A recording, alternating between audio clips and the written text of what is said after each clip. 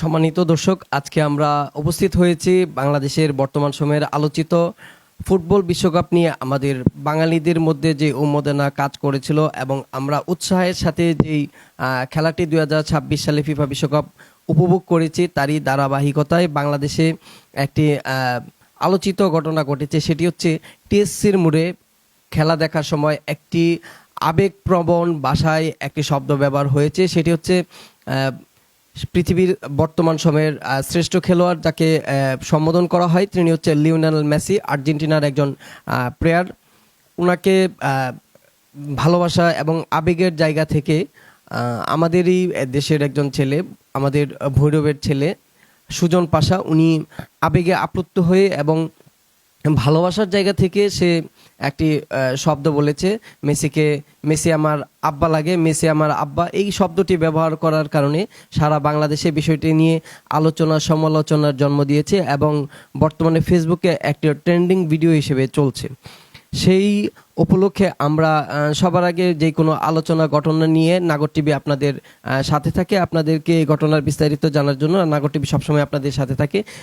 সেই উপলক্ষে আজকে আমরা নিয়ে আসছি সুজন পাশাকে। সুজন পাশার সাথে আমরা আজকে ফুটবলের বিভিন্ন বিষয় নিয়ে কথা বলবো।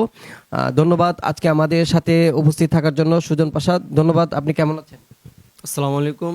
আলহামদুলিল্লাহ, আমি ভালো আছি। আপনি কেমন আছেন? আলহামদুলিল্লাহ। আপনি একজন ভৈরবের সন্তান, আপনার বর্তমান পেশা কি? আমি বর্তমানে একটি ব্যবসা করি, জুতার কারখানা আছে আমার ঢাকাতে। ঢাকায় জুতার কারখানা, আপনি জুতার ব্যবসার সাথে জড়িত। আমাদের ভৈরব বাংলাদেশের একটি পাদুকা শিল্পের সাথে জড়িত, যেটি নাকি হচ্ছে বাংলাদেশের পাদুকা শিল্পর ব্যাপক অবদান রাখে আমাদের সেই ভৈরবের সন্তান, যেহেতু সে জুতার ব্যবসার সাথে জড়িত। টিএসসির মোড়ে আপনার যে ভিডিওটি সাংবাদিকদের সামনে ভাইরাল হয়েছে, সেই ভিডিওটি আসলে কি উদ্দেশ্য করে আপনি বলেছিলেন? আমি আপনার ছোটবেলা থেকেই আর্জেন্টিনা সাপোর্ট করি, বাট আমি মেসিকে অনেক ভালোবাসি। আমার ভালোবাসার জায়গা থেকে আমি আবেগ ধরে রাখতে পারি নাই, এটার জন্য আমি মেসিকে বলে ফেলছি মেসি আমার আব্বা হয়। এই কথাটা আমি 2-3 বার বলে ফেলছি। তারপর আপনার মিডিয়ার মাধ্যমে এটা ব্যাপকভাবে মানে ট্রলের শিকার হইতেছি আমি।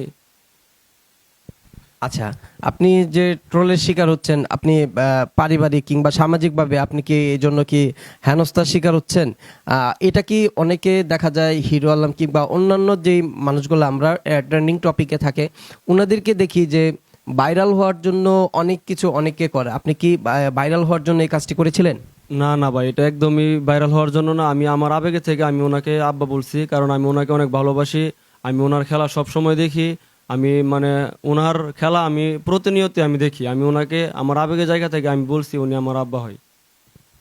আচ্ছা, আমরা আজকে সুজন পাচার যে কথাগুলি শুনতে পেরেছি, আসলে উনি ওনার আবেগের জায়গা থেকে সেই কথাটি বলেছে।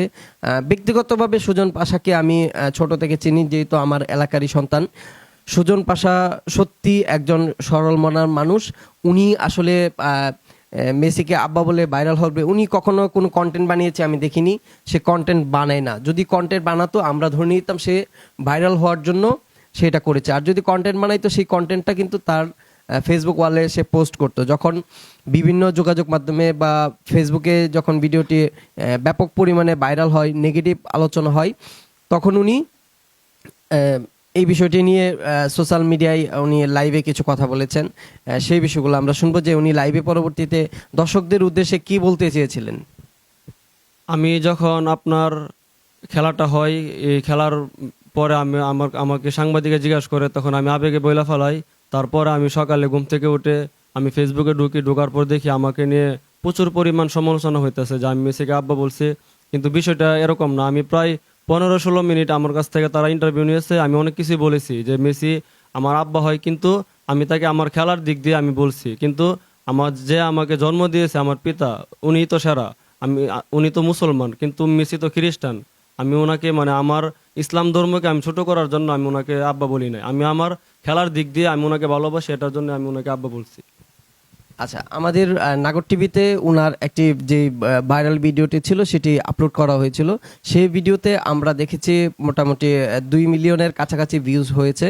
সেখানে 8 থেকে 10 হাজারের মতো শুধু তাকে নেগেটিভ ভাষায় গালিগালাজ করেছেন।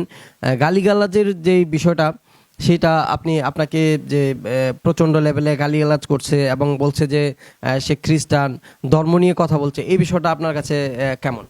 হ্যাঁ, এই বিষয়টা অ্যাকচুয়ালি আসলে অনেক খারাপ। আমিও দেখছি, আপনার অনেক মিডিয়াতে আমি দেখছি মানে বাজে বাজে কমেন্ট করছে, কিন্তু আমার ব্যক্তিগতভাবে আমি যেটা খেয়াল করলাম, যারা আমাকে বাজে বাজে কমেন্ট করছে তারা অধিকাংশই আপনার ব্রাজিলে সাপোর্ট করে। এই লোকগুলোই আমারে মানে খারাপ খারাপ মানে করতেছে, কমেন্ট করতেছে, আমার নিয়ে তারা ট্রোল করতেছে, তারা হইতেছে কি ব্রাজিলে সাপোর্ট করে অধিকাংশ লোকই। আচ্ছা, তাহলে আমরা যে জিনিসটা আপনার কাছ থেকে শুনতে পাচ্ছি এবং বুঝতে পারছি যে ব্রাজিল সাপোর্টার যারা সরাসরি আপনাকে অ্যাটাক করতে পারছে না, সেই জন্য কমেন্টসের মাধ্যমে এবং ধর্মকে ব্যবহার করে আপনাকে অ্যাটাক করে কথা বলছে। বিষয়টা কি আপনি এটা বোঝাতে চাচ্ছেন? জি জি, আমাকে তারা এরকম ভাবে অ্যাটাক করতেছে, মানে আমাকে তারা খুবই খারাপ ভাবে কমেন্ট করতেছে, তারা ব্রাজিলে সাপোর্ট করে, এটাই। আচ্ছা, এই উক্ত বিষয়টা নিয়ে আপনি কি আপনার পারিবারিক কোনো চাপের মুখে কিংবা সামাজিক চাপ বা আপনার ফ্যামিলি থেকে আপনার বাবা বা ফ্যামিলির পরিবারের যারা যারা থাকে তাদের থেকে আপনি কোনো চাপ বা কোনো প্রেশার পেয়েছেন কিনা, বা সামাজিকভাবে কোনো হুমকি দামকি এগুলো কারো কাছ থেকে পেয়েছেন কিনা? জি, আমি সামাজিকভাবে আমি অনেক জায়গা থেকে হুমকির মুখে আছি। আমার ফ্যামিলি থেকেও আমাকে তারা অনেক কিছুই বলতেছে। মেবি আমার 2টা সন্তান আছে, তারা স্কুলে যাইতে পারতেছে না, মাদ্রাসায় যাইতে পারতেছে না। অনেক মানুষ অনেক কিছু বলে, আমি এটাতে অনেক মানে ভিতরে আছি, টলের শিকারে আছি। আচ্ছা, আমরা বলবো খেলার জায়গায় ফিফা বিশ্বকাপ চলে গেছে, সেই খেলা আবারও ফিরে আসবে 4 বছর পর 2030 সালে। 2030 সালে আবার যখন খেলা শুরু হবে, আমরা আবার বাঙালিরা ফুটবলে মেতে উঠি, ফুটবল উন্মাদনায়। সেই ধারাবাহিকতায় আনন্দে হাজার হাজার যুবক বাংলাদেশে বিভিন্ন জায়গায় আমরা দেখি প্রতি বিশ্বকাপ আসলে পতাকা টানাতে গিয়ে অনেক মানুষের মৃত্যু ঘটে, গাছ থেকে পড়ে যায়, বিদ্যুৎ স্পষ্ট হয়ে মারা যায়। তেমনিভাবে আমরা ধরতে পারি যে সুজনের যেই শব্দটি ব্যবহার করা হয়েছে, যে সে বলেছে মেসি আমার আব্বা লাগে, এইটা ব্রাজিল সাপোর্টার বা অন্য সাপোর্টাররা যখন দেখবেন, ওনারা যখন কথা বলে, মানে ওনাদের দল যখন বিশ্বকাপ থেকে খুব দ্রুত ছিটকে পড়ে যায়, তখন ওনারা আর্জেন্টিনার বিপক্ষে যেই দলেই খেলা থাকুক না কেন, ওনারা কিন্তু ওই দলের পক্ষ নিয়েছেন এবং ওই দলকে যাদের সাথে খেলা হয়েছেন ওই দলকে বিভিন্ন কথাবার্তায় আব্বা বলে ওনারাও অনেক জায়গায় সম্বোধন করেছেন। কিন্তু সুজনের বেলায় বিষয়টি ভিন্ন হয়েছে, এটাকে ধর্মকে ব্যবহার করা হয়েছে। বর্তমান সময়ে সে সামাজিকভাবে এবং পারিবারিকভাবে হেনস্থার শিকার হচ্ছেন। আপনাদের কাছে আমাদের একটাই অনুরোধ থাকবে, সে যেন এই সামাজিক যে হেনস্থার শিকার এবং ট্রোলের শিকার এগুলা থেকে আমরা বিরত থাকি। সে আমাদের ভাই, আমাদের সমাজের সন্তান, খেলার জায়গায় চলে গেছে, আমরা আমাদের জায়গায় থাকতে চাই, সবাই ভালো থাকতে চাই। আপনারা অবশ্যই সুজনকে ভালো রাখবেন এবং নিজেরা ভালো থাকবেন। আর সুজন মেসির বিষয়ে যদি কিছু বলতে চায় এবং তার যে ট্রোল বিষয়টা নিয়ে যদি দর্শকদের কাছে যদি ভুলও করে থাকে, সেই বিষয়ে সে ক্ষমা চায় কিনা আমরা জানতে চাই। হ্যাঁ, আমি অনেক মিডিয়ার মাধ্যমে আমি বারবার ক্ষমা চেয়ে নিচ্ছি। আমার ফেসবুক থেকে আমি লাইভে এসে ক্ষমা চাইছি। এখন আমি নাগর টিভির পক্ষ থেকে আমি আবারও দেশবাসীর কাছে ক্ষমা চেয়ে নিচ্ছি যে এটা আমি ভুল বলছি। কারণ আমি চাই না যে আমার ধর্মকে আমি কখনো ছোট করি, কারণ আমি ইসলাম ধর্ম, আমার এটাই সবচাইতে মানে বড় চাওয়া, বড় পাওয়া। কিন্তু আমি চাই না যে কখনো আমার ইসলাম ধর্ম কোনো জায়গায় ছোট হোক। আমি আমার আবেগের জায়গা থেকে আমি বলছি মেসি আমার আব্বা হয়, এটার জন্য আমি সবার কাছে ক্ষমা চেয়ে নিচ্ছি, দেশবাসীর কাছে আমি সবার কাছে ক্ষমা চাই। আপনারা কেউ আমার এটা নিয়ে ট্রোল করবেন না, আর আপনারা কেউ আমাকে বাজে বাজে কমেন্ট করবেন না।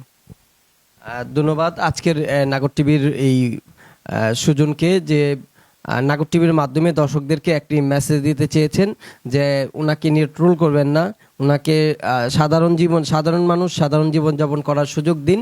সে হয়তো একটি কথা ভুলভাবে বলেছে, এটাকে ভুলভাবে পরিচালিত হয়েছে এবং ভুলভাবে মানুষের মাধ্যমে মিডিয়ার মাধ্যমে ছড়িয়ে পড়েছে। এইটাকে ধর্মীয় প্রেক্ষাপট বা অন্যভাবে ব্যবহার না করে তাকে ক্ষমা করে দিন, কারণ হচ্ছে সে বারবার ক্ষমা চেয়েছে তার নিজের প্রোফাইল থেকে এবং বিভিন্ন মিডিয়ার মাধ্যমে ক্ষমা চেয়েছে। আমরা অবশ্যই তাকে ক্ষমার দৃষ্টিতে দেখব। আজকে আমাদের সাথে থাকার জন্য সুজনকে ধন্যবাদ এবং আমাদের সাথে নাগর টিভি দর্শকদের সাথে থাকার জন্য ধন্যবাদ। বিভিন্ন বিষয় নিয়ে আমরা যে কোনো সময় নাগর টিভি আপনাদের সামনে চলে আসবে। নাগর টিভির আজকের এই অনুষ্ঠানে আপনার কেমন লাগলো? আলহামদুলিল্লাহ, আমি আজকে আপনাদের সাথে সাক্ষাৎ করে আমার অনেক ভালো লাগছে। আমি আপনাদের মাঝে আমি সবাইকে মেসেজটা দিতে পারলাম। সবাই আমাকে অবশ্যই ক্ষমার দৃষ্টিতে দেখবেন, আর সবাই এই ভিডিওটি অবশ্যই শেয়ার করে দিবেন, আর আপনাদের মতামত অবশ্যই কমেন্টের মাধ্যমে জানিয়ে দিবেন। ধন্যবাদ। আজকে এখানে শেষ করছি।